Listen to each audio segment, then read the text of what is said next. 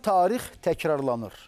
Səhl İbn Sumbatın həmyerliləri yenidən Rusiyaya meylənərək Avropalıların sinirləri ilə oynamağa başlayıblar. Necə? Bax belə. Deməli, həftə içi Rusiyanın Xarici İşlər Naziri Sergey Lavrovla görüşən Paşinyan iqtidarının ayrı-ayrı üzvləri Rusiya ilə müttəfiqlik münasibətlərinə hər hansı dəyişiklik etməyəcəklərini bildirirlər. Üstəlik, Alen Simonyan başda olmaqla anti-Rusiyalılar Kremlin patronajlığı altında keçirilən tədbirlərdə iştirak etmək üçün heç bir maneə görmədiklərini dedilər.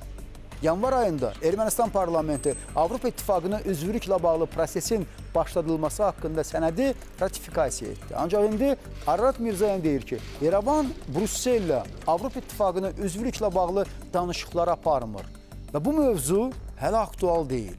Неловко отвечать на ваш вопрос, потому что вам ответ мой не нужен. Belə görünür, ənənəvi erməni taktikası davam edir. Rusiyanın artıq gücləndiyini yəqin edən haylar təkrarən Moskvaya sığınmağa çalışır. Lakin Sergey Lavrovun İrəvanda verdiyi mesajlar Ermənistan siyasi camiyyəsini narahat etməyə bilməz. Rus diplomatının bu bəyanatı isə hayların işğalçı olduğunu və alınan silahları da məhz məkirli niyyətlərə istiqamətləndirdiyini tam sübuta yetirir. Но оружие использовалось российское для... Rusiya silahlarından Ermənistanın heç vaxt rəsmi olaraq iddia etmədiyi 7 mübahisəsiz Azərbaycan rayonunu işğal etmək üçün istifadə edilir. И для сооружения там фортификационных... Orada istehkamlar və döyüş xətləri yaradılıb. Bu da açıq şəkildə göstərir ki, həmin mövqeləri çox uzun müddət əldə saxlamaq planı var idi.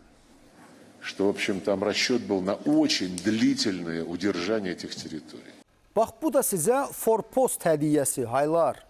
Rusiyalı diplomat bir-iki cümlə ilə erməni jurnalistin niyə Azərbaycan Qarabağa hücum edəndə Ermənistana silah vermədiniz kimi təxribatçı sualına öldürücü cavab verdi.